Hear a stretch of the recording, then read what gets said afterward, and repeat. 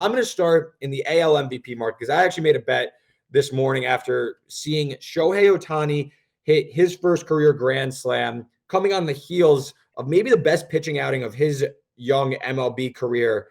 It's plus 200 at WinBet right now. I played at plus 300, but I still think that the logic behind it still holds value. I played Shohei Ohtani to win AL MVP for the second consecutive year. And Ben, before you, give your response to my bet, let me just give like a little bit of facts on Ohtani this year. His hitting's actually down. He's hitting only 252, has 6 homers, though, 21 RBIs, leads baseball with 30 runs, if that, just helping the stats there. His on-base percentage is down quite a bit, but the process is still there. Ohtani hit around 257 last year, so he's not drawing as many walks. I still think there's room for that to go up. But also, it's also plus 800 to win Cy Young. The numbers are insane.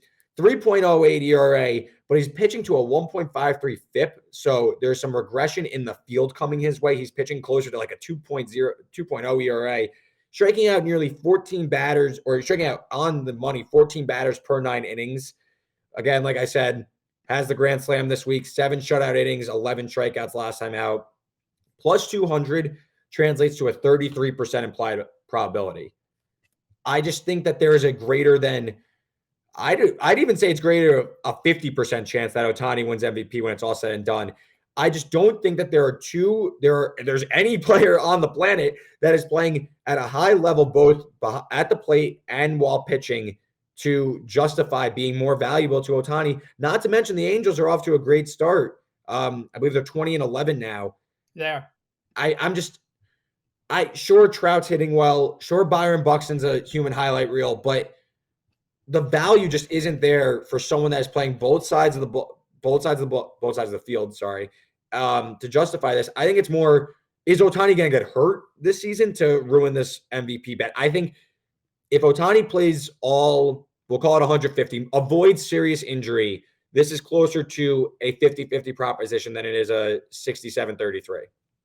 So from that perspective, you're right about Ohtani's hitting numbers being down. In the grand scheme of things, I don't think it really matters that much because, again, it's not like he's like hitting 190. He's still like hitting well. It's just not like he's still hitting well. He's still hitting on base. He's still driving in runs. His weighted on base average continues to be really impressive. The isolated power is good. Like everything about Ohtani from both sides of the plate, is like the argument holds up.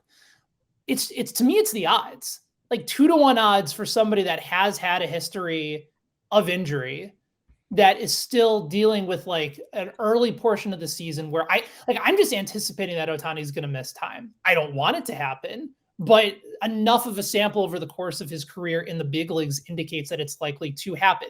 Like he had the full season basically of playing as a two-way player last year. Like at some point, you don't think that's going to come back and start to wear him down, maybe in the second half. Like we even saw Ohtani slow down a little bit in the second half, but by that point, the MVP race was already won and done for him. So I think he's the deserving favorite, but I just can't get behind him at such a low number this early in the season, when it's hard for me not to fathom a situation where some sort of injury or rest or regression is going to occur. So just to counter, because I know I want to ask you who you think is worthy of a bet if you have one right now, just looking at the odds, but for MVP in the American League? Yeah, because I know that you don't necessarily agree with my bet, but I see the reason for not wanting to take such a short bet this early in the season. It is May 10th, season ends in October. That being said, I think that he's good, like even at other books, he's moving to like closer to minus 110. Like I'm saying, I think that this is more, the bet's more, is it Ohtani or is it the field? Like that's what I think the bet is it, because if Ohtani doesn't get hurt, which call it what you want, but if Ohtani doesn't get hurt, I don't see any player proving to be more valuable than Ohtani, who's playing both sides. It just Mike Trout argument from his MVP seasons. Exactly. Right? Like, but now they have the winning though. Now they're winning. Like Trout's not going to get more votes than Ohtani, no matter how good Trout hits, because like Ohtani's pitching well. Like he's just doing more. Right. No, that's why I can't. at this number, I think Ohtani's only going down. And if I need to reassess in July and say, oh, well, Aaron Judge now has, he's up 5 home runs on everyone else, he might win. Byron Buxton is robbing home runs left and right. Maybe he wins. Like, then I'll maybe change my stance and start to hedge out. But at this number, I just think you got to get in here. If you're looking at it purely from a plus value standpoint, then I get it. And as far as Aaron Judge goes, like, Mike Trout beat out Miguel Cabrera when Cabrera had the Triple Crown season. So the home run stats and the power stats aren't necessarily going to be reflected from today's crop of writers that are voting on this award. So, I mean, Judge could hit 50 home runs and, have an ISO of like 230, and it's still not going to be, the type of season that, or I guess his ISO is like 324, so maybe even higher. I just don't know if there's anything more that he can do at this point. I think if I had to take, I like long shots for this award, because I'll give you a name, because it actually kind of goes into one of my picks. I was gonna tee you up for your future. So okay, lead the way.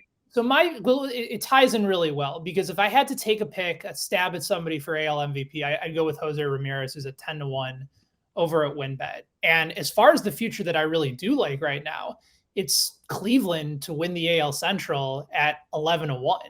It's a wide open division. Yeah. Like, completely wide open. And I mentioned at the beginning of the show, but I'll mention it again. Cleveland's 8-2 in their last 10 games. They are dominant from an offensive standpoint right now. Just scored 12 runs against the White Sox, including 6 in the 9th to be able to come back. They are top 5 in average, in slugging, in weighted on base average. Like, every major statistical category, the Guardians are just knocking it out of the park, literally and figuratively. And what the other thing is, when I was doing this research for the piece, and Zach Mizell, who covers the Guardians for The Athletic, put it out. Cleveland is 1st in average, 3rd in runs, 4th in on-base percentage. They're 6th in slugging, 5th in wins created or runs created plus, 1st in contact rate, and 2nd in strikeout rate.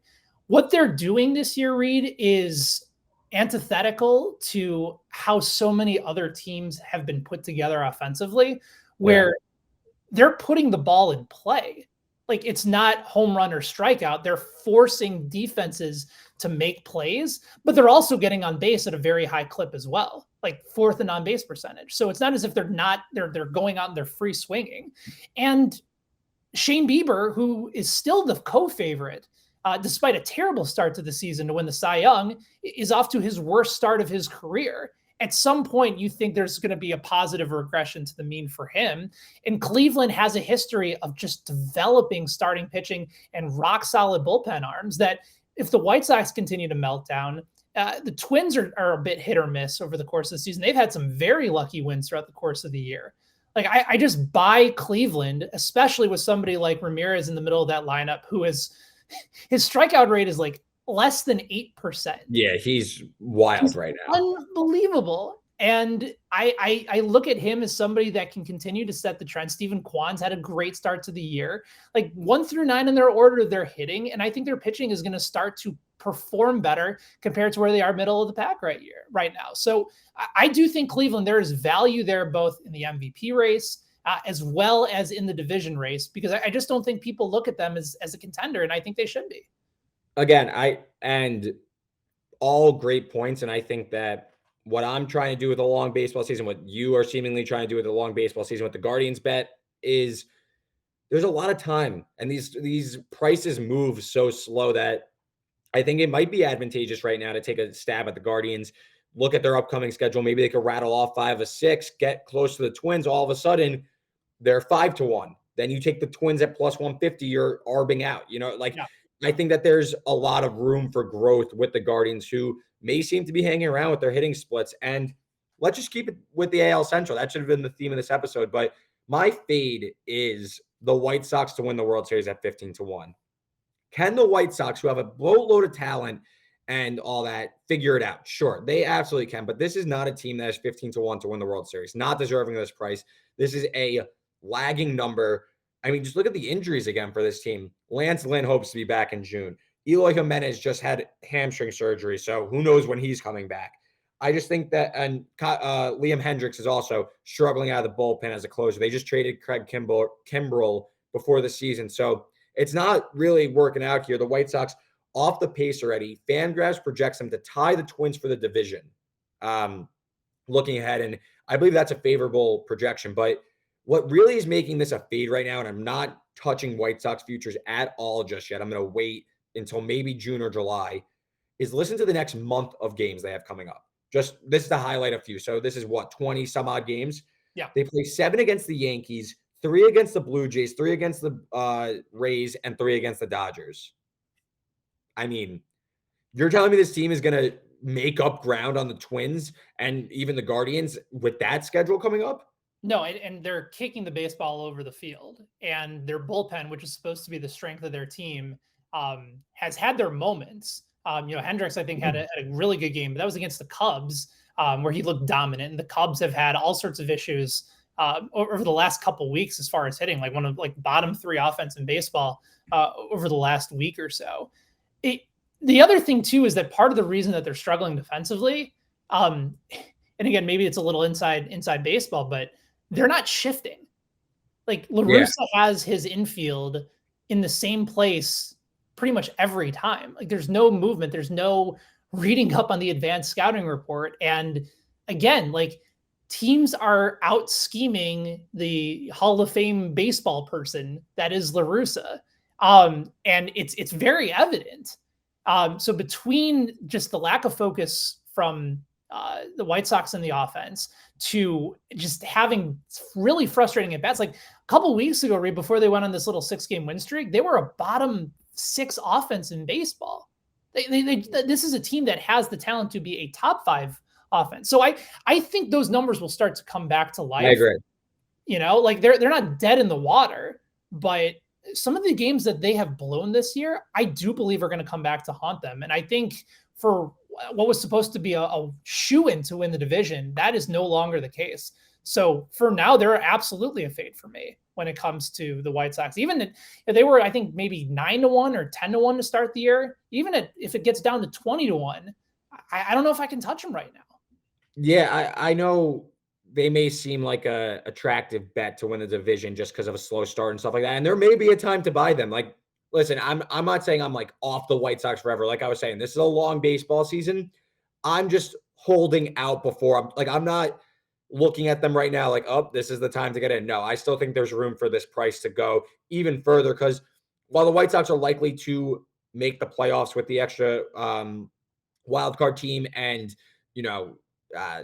division, I don't think anyone's necessarily running away from them. So I think that the White Sox can still get in the mix. I just think there's still room for this to go down, especially with their upcoming schedule. Yeah. But that was great chatter on futures market, kind of from all different angles there. We'll see if Ohtani could stay healthy and, I could cash a short little futures bet there. But and everyone's going to remember this too, Reed, because we can go back, we can find the tape when I was trashing mark it down. Pick and he's like, minus 10,000 to an MVP like a month from now. I'm right here to say that I was wrong. Just feels early to me. Feels a little bit early, and that I worry about the health.